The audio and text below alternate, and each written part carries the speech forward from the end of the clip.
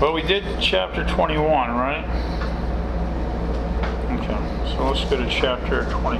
Actually, let me go back to who's talking in 21. Job.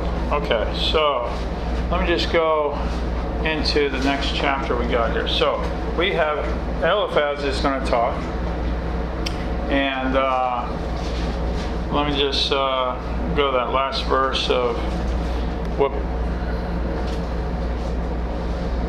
Job was saying in 21:34. How then comfort ye me in vain, seeing in your answers there remaineth falsehood. That's how he ends it, and really he's responding to their discourses previously. And remember, we were talking how they were saying, well, good things happen to good people and bad things happen to bad people. And Job was like, well, yeah, I do see that happen, but I also see good things happen to bad people and bad things happen to good people. So he's saying basically everything you're telling me, as if you're trying to encourage me or give me direction, is faulty, because you're not understanding my situation and your perspective is all wrong. That's why he says, how then comfort ye me in vain? Okay, with basically the nonsense you're talking. Seeing in your answers there remaineth falsehood. Okay, so basically you can say when your understanding is so wrong, or your premise of everything is off, is not right, relating to the state of good things happen to good people, bad things happen to bad people, or even in the understanding and the premise of what's taking place with Job and what he's saying as well. So both are true and both are clear throughout the structure of their discourses as they keep expounding. So that's how he ended, and that's how we ended last week. And let's come into chapter 22. Then Eliphaz the Temanite answered and said, can a man be profitable? Can a man have value unto God? Is a man of any value to God, you can say, right? As he that is wise may be profitable unto himself. Though he may be wise and profitable to himself. He may have some value to himself. Now, of course, they're always counseling Job with the wrong counseling, but the counseling is perfect for somebody who would be in willful sin. I mean, if you were listening to these remarks and that they would have for Job, I would say these are perfect. It seems like perfect statesman remarks for those who were explaining or expounding on what's taking place for someone who's in sin. They don't understand Job's situation, and that's why he says that your premise is all wrong, not only on just what you're stating with good things and good people and bad things with bad people. That was one thing that was off skewed by them, but everything else seems to be very clear for what they're illustrating. But Eliphaz is here. Can a man be profitable unto God? Really, is man really any value to God? Even though he that is wise may be profitable unto himself, or that one who is wise, or you can say some of the translations perhaps might say even if he's one of the wisest. But it goes on and it says in 3, Is it any pleasure to the Almighty that thou art right? So is it any pleasure for God if you were perfect, blameless, righteous, right? Like what or is it gain to him that thou makest thy way perfect, blameless? Like, is it any gain to God that you are, okay, Job, just so you're perfect? And Job is not saying this, so they're coming from the wrong perspective all the time. And it says, yeah, so okay, but is it any? So, does it matter to God? Will he reprove or will he rebuke thee for fear of thee? So basically, if you're in reverence, and is he going to? No. Will he enter thee into judgment? Will you come into judgment? If you did the right thing, would that be the case? Would this be taking place? Basically, even saying that what they're saying is maybe a rebuke that he's not receiving from them. Is not thy wickedness? Isn't your wickedness great? Think about it. All thy iniquities infinite, like forever, like so much. Yeah, Job. That's what they're saying basically. For thou hast taken a pledge from thy brother for nothing, and stripped the naked of their clothing. Thou hast not given water to the weary to drink. So now they're insinuating, right? This is, well, at least he is, but we know the others are doing the same thing.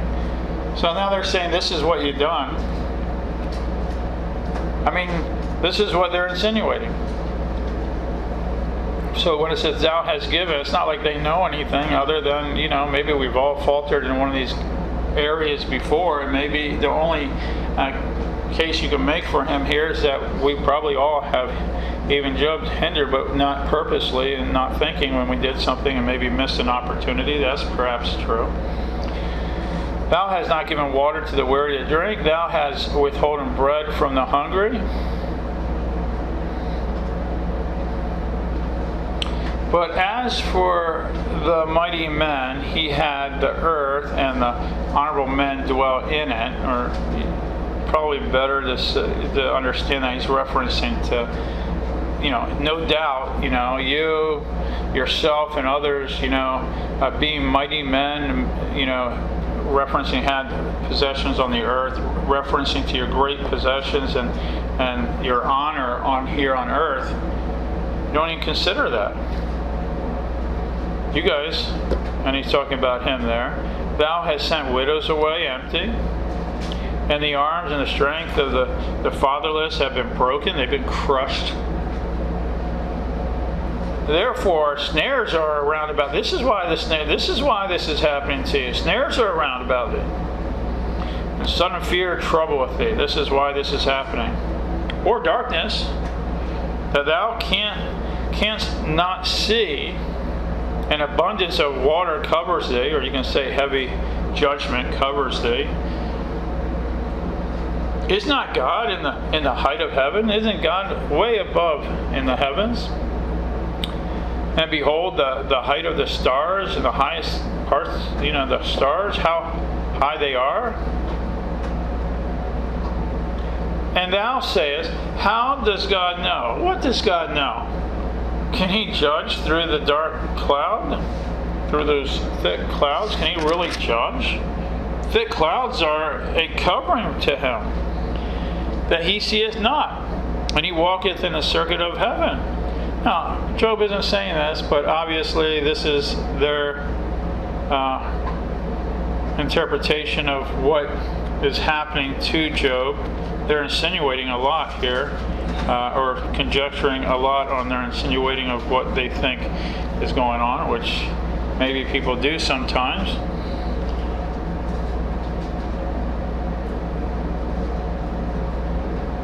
And sometimes you think about this and you think about his friends and it's like, yeah, these guys are so wrong, but then you kind of think about, well, has anybody ever been in this situation where God was testing him? So you kind of think like, well, yeah, nobody's ever been in this situation. But the end result is they don't know the heart of God, and they don't know the heart of Job. I mean, they're basically their arguments and their counsel holds no water when it comes to the situation here. Okay? Job always is as he goes on, he's always talking, when he talks in his discourse, is like, he's basically telling them you can't diagnose the problem until you know what the problem is, but they're saying, well, the problem is you need to repent, bro. I mean, that's basically what's happening here, if you want to just put it in layman's terms.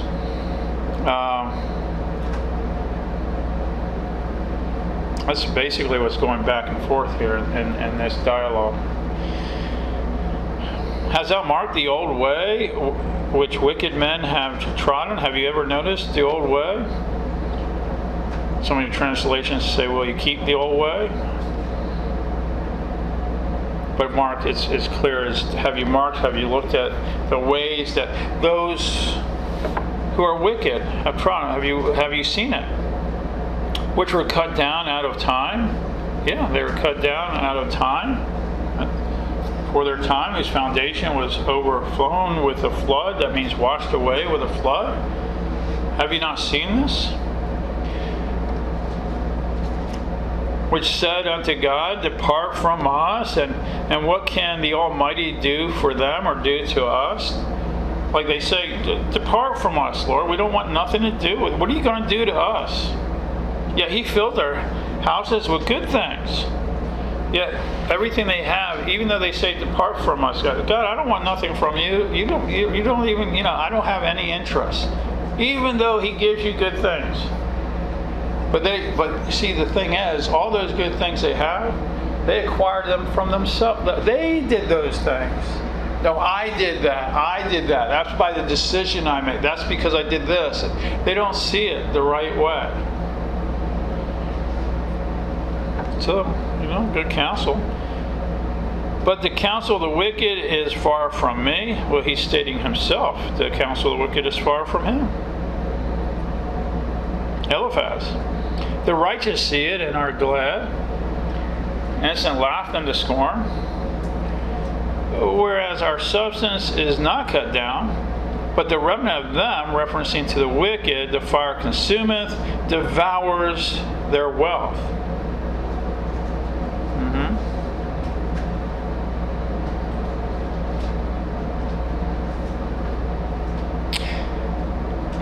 Acquaint now, and now he goes on to instruct Job what to do to go forward.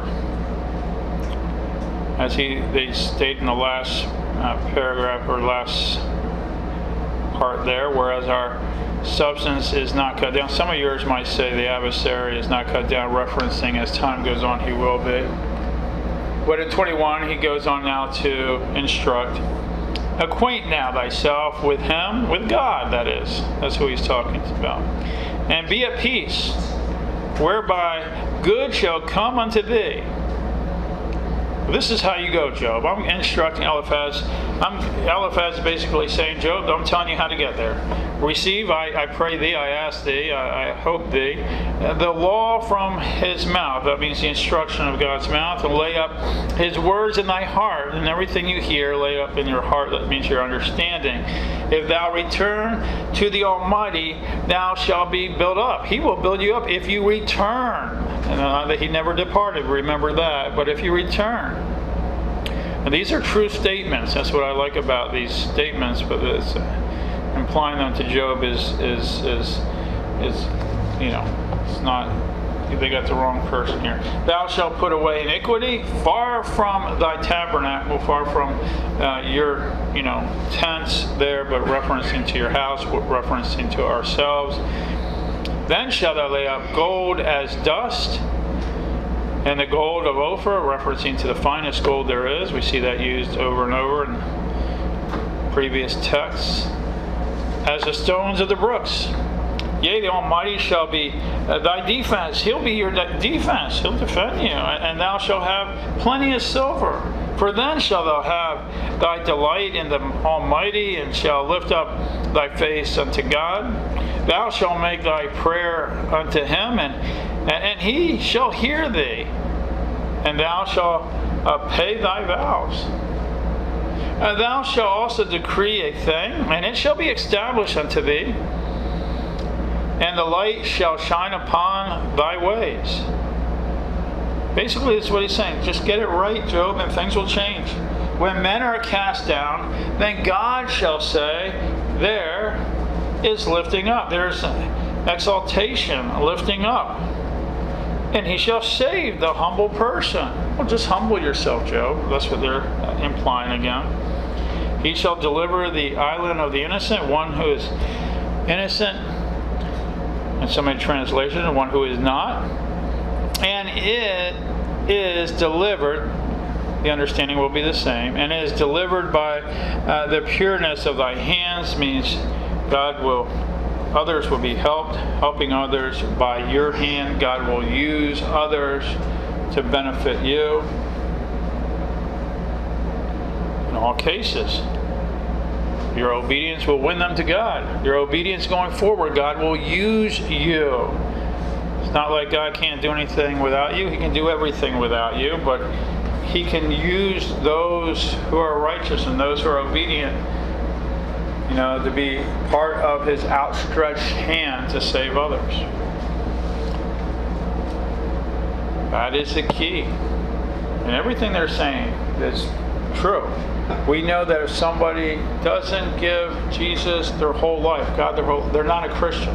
Okay, they're just not a Christian. And somebody may say, well, what does that mean? Give God my whole life. It means when you give God your whole life, you're going to be Christ-centered. Because you can say, I give God my whole life, and be involved in, as a Buddhist or a Muslim or whatever, a monk, and they go into the mountains and, I give God my whole life. No, there's only one God.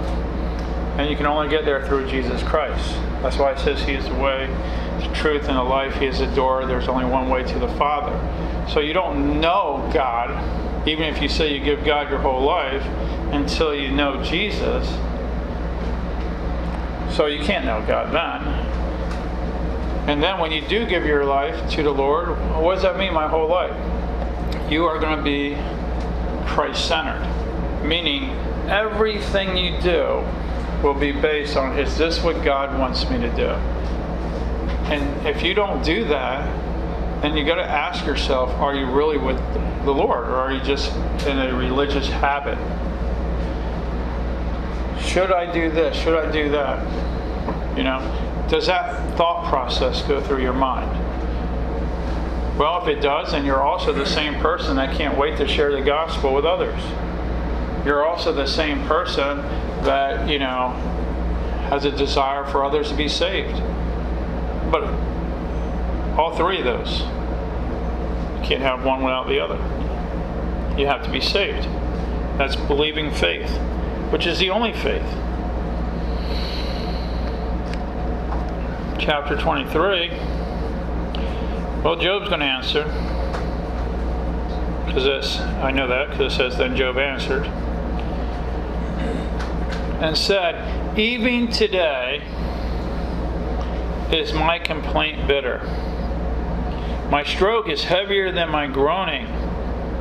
Okay, basically the measure of my complaint is light compared to what I'm going through. This is nothing. You guys think this is bad. This is light compared to how heavy this is on me. You don't know. Oh, that I knew where I might find Him, referencing to God. That I might come even to His seat, that I can come before Him. I would order my cause before Him and fill my mouth with arguments.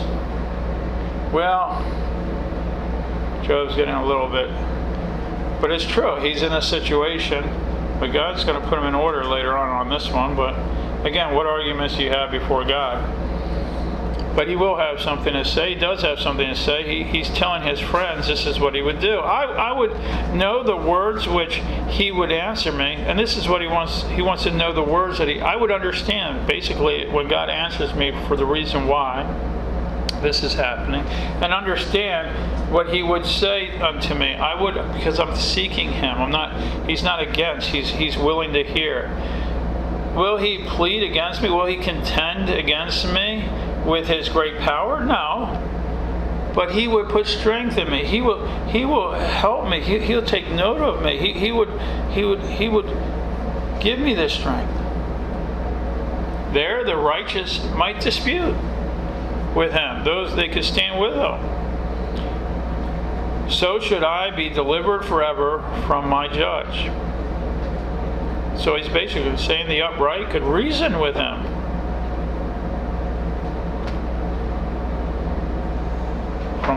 From the sentence or the judgment that they would be receiving. They could make a reasoning with them. It's like going to a judge. Well, that's why you need an attorney. You can't really go to the judge. So we have Jesus Christ, who goes before the Father because of the blood. There the righteous might dispute with him, so should I be delivered forever from my judge. Yeah? Behold, I go forward. I do go forward. I go all the way forward. But he's not there. And backwards. But I cannot perceive him. I go this way, that way. All the way to the east, all the way to the west, north, south, whichever which way. On the left hand, where he does work. But I cannot behold him.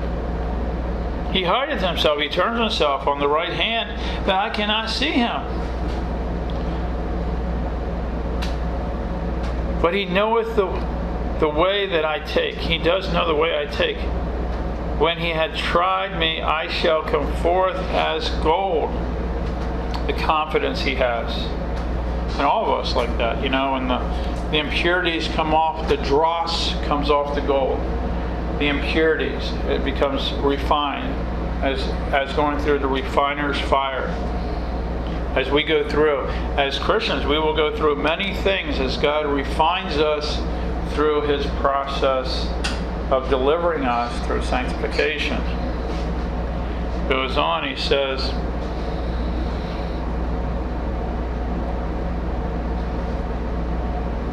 my foot has held, his step held fast, meaning stayed.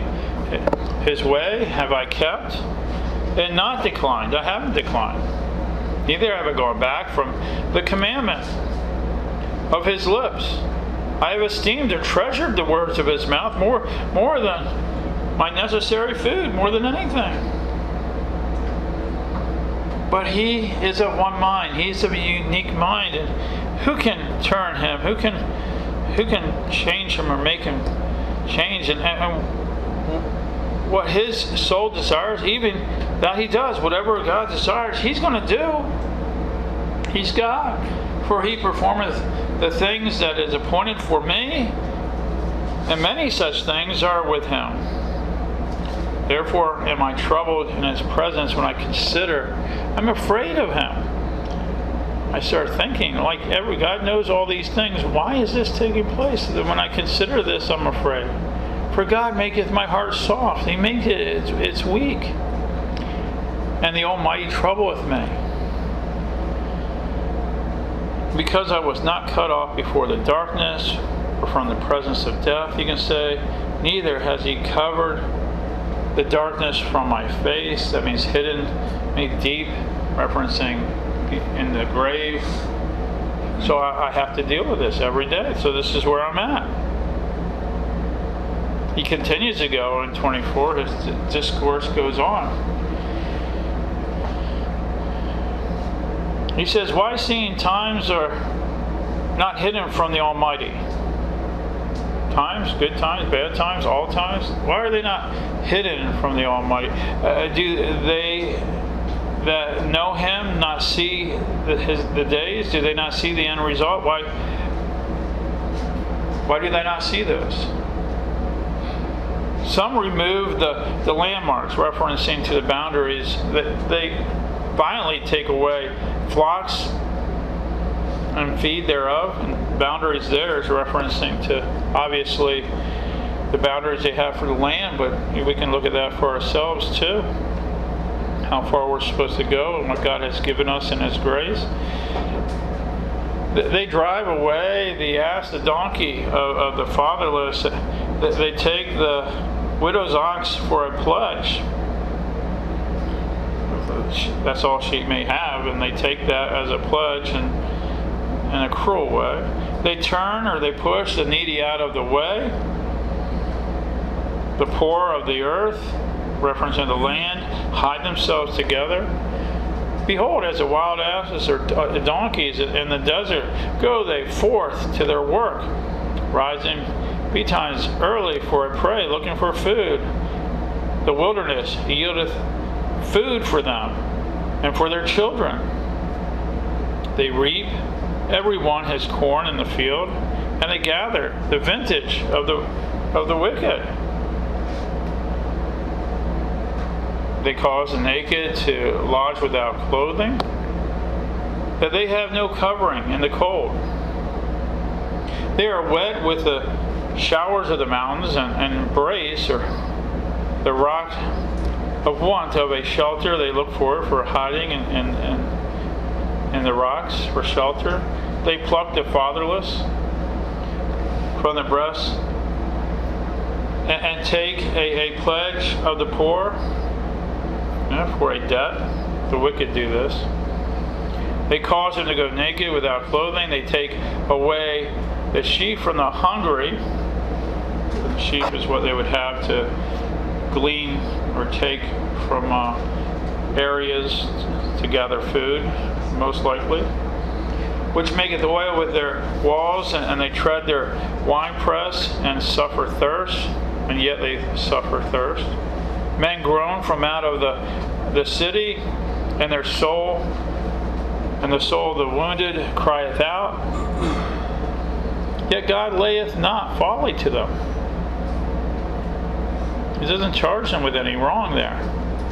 We don't see it right away. They are those that rebel against the light. They rebel against the light. They know not the ways thereof, nor abide in the paths thereof. I mean, it just goes back to what he was saying before. You know, like, a lot of the evil people, wicked people, get away with everything. And that's why, people see, like, well, why do the wicked get away with everything? If God is real, if God is just, why does he allow that? And it's like, I don't know anybody that would ask that question other than someone who doesn't have a relationship with God. I mean, everything happens because God allows it. But if you know that God is just and that judgment is set for those people, you should feel sorry for them. I mean, when you think about people that are in some of these mansions and they have these beautiful yachts and cars, I would think everybody here would feel sorry for those people. But when I was in the world and I didn't know the Lord, I envied those people. I'd be like, no, I want that. But here, these are ways you can tell if you've been changed. Now you feel sorry for them. You would help them. You would do something for them. Okay? But if you have never been changed and you don't know the God of the Bible, you'll be like, wait a minute, what's wrong with that? Like, you will not have understanding. It's not that people are stupid, but spiritually they're stupid. Okay? We all are until we come to the Lord. Even the wisest person in the world, talking to a new Christian, that person is ignorant. Maybe not of the things and the knowledge they have of the worldly things, of course not that, but of spiritual things. I mean, I've talked to many people who I guess were considered wise, but they're like, it's like talking to a little child. And believe me, if you tell them, because they also, that all that is laced and weaved with pride through their mindset, as soon as you discuss or say something like that to them, that they're like a child, boy, were they. And of course, sometimes we say that to wake them up. But again, it's like talking to a child. They think they're smart, but they're stupid, spiritually speaking. And they don't know how much so that is revealed through their conversation to someone who is saved. Because they're used to talking to people who are connected in a worldly sense, monetary things and not spiritual things.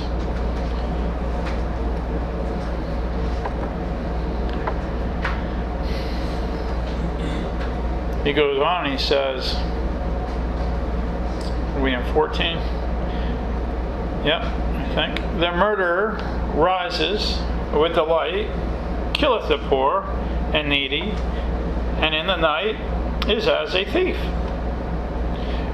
The eye also of the adulterer, waiteth for twilight, saying, oh, no eye shall see me, and disguises his face, puts a covering on his face.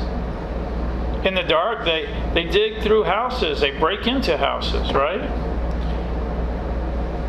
Which they had marked for themselves, in the daytime. They mark about in the daytime which house they're going to go break in at nighttime. They know not the light. They don't know the truth. They don't know the light. They don't want to live in the light. They live for the night. They live for darkness. They live for evil. They live for things that are contrary to the Word of God. For the morning is to them even as the shadow of death. Yep. Deep and dark. Deep and dark. If one knows them, recognizes them, that is, they are in terrors of the shadow of death.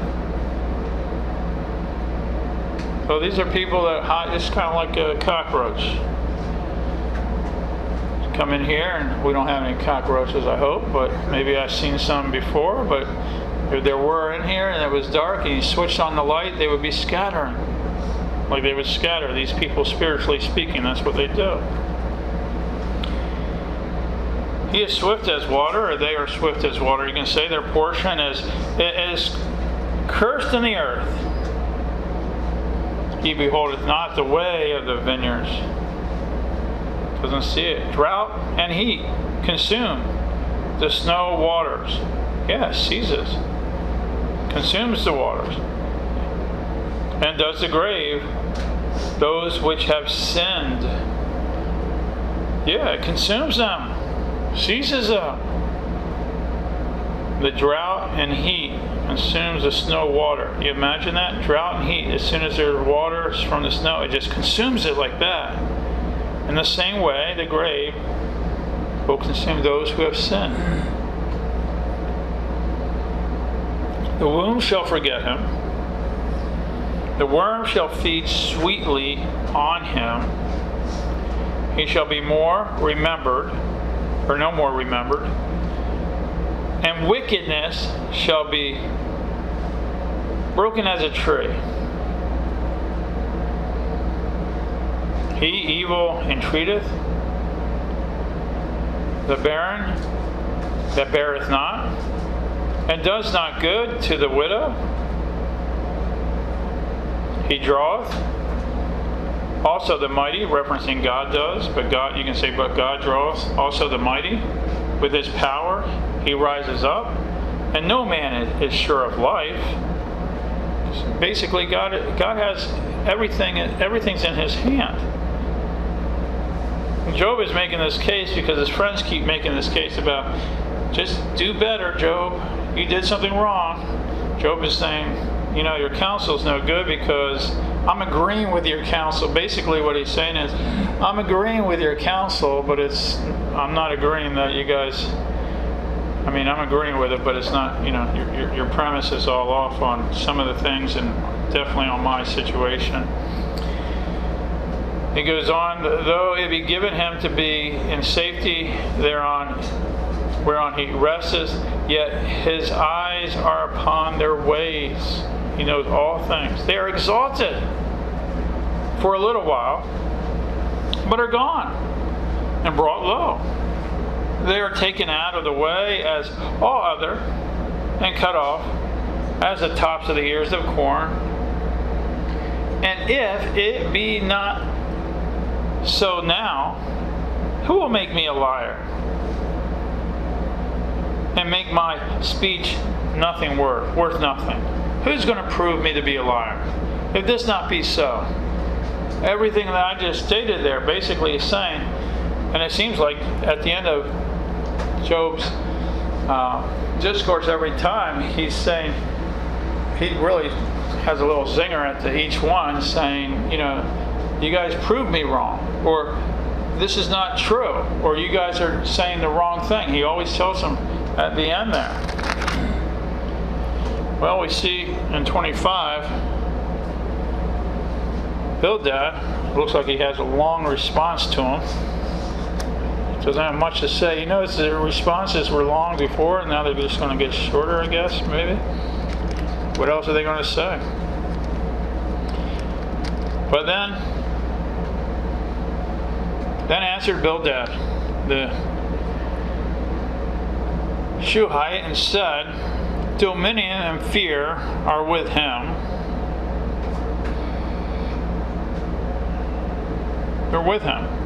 He maketh peace in his high places. I mean, in the upper places he makes peace, or he makes order. Some of your translation, he has order. Is there any number of his armies? I mean, can his armies be counted, basically, is what it's saying there? And upon whom does not his light arise? How then can man be justified with God? As if, Job is justifying himself, right? How can a man be righteous before God, is what he's saying. How can a man be right before God?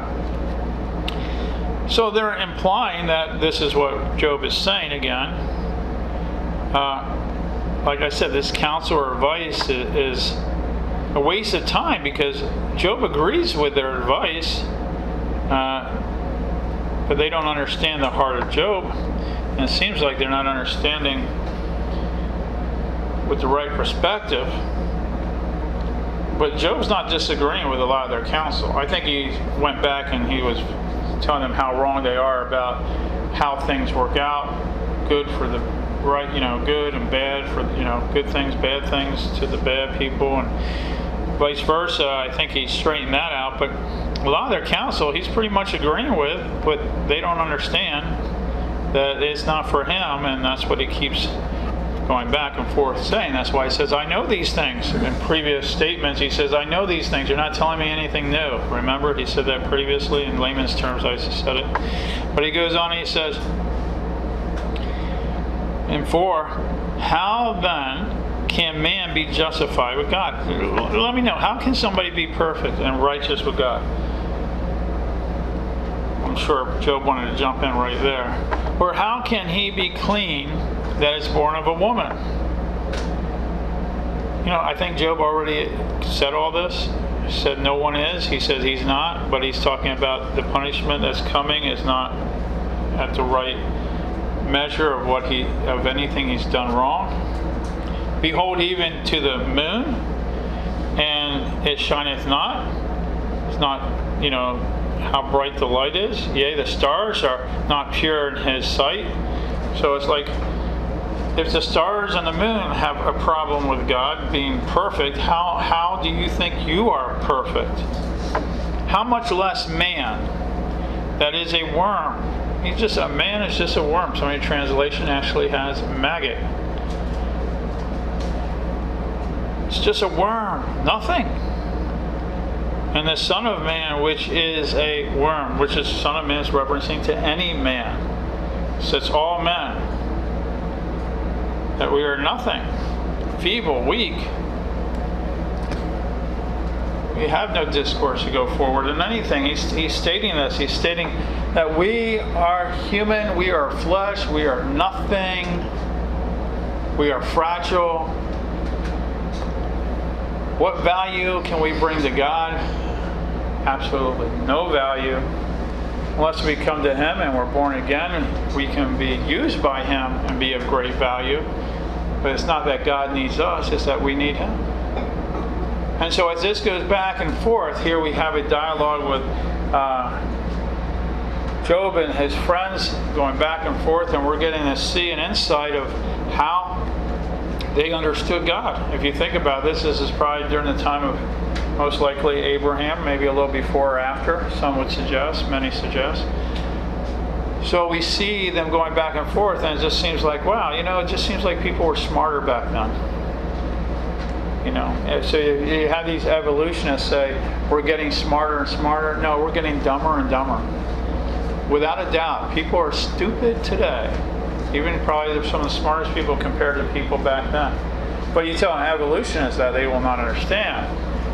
They'll bring up all the technology we have. Yeah, we have more technology, but that's the problem. Technology is actually doing the work for us, even the thinking for us.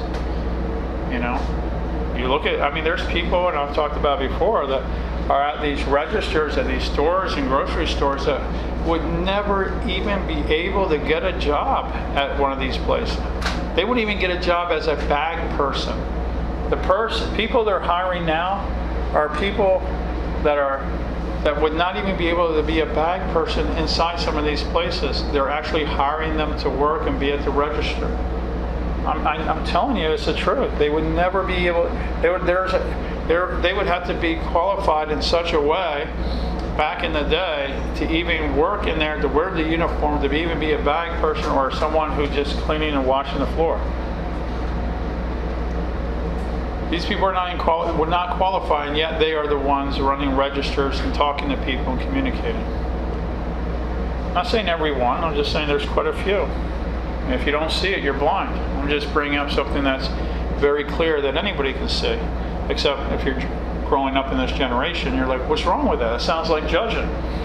And I understand what they're thinking because they don't know what it was before. So if you don't know what it was before, how can you even weigh that decision out and make an observation unless you've already experienced it? You know? So the same thing with us who've come to the Lord, and we're talking to people who are unconverted, it's the same way.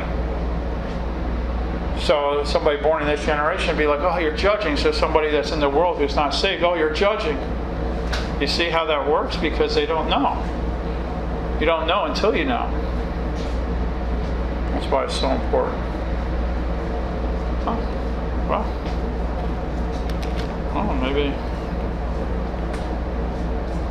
Well, no, I'm going to keep this all together because it's going on for 3 paragraphs in the next one. So we'll end there because the next, let me see.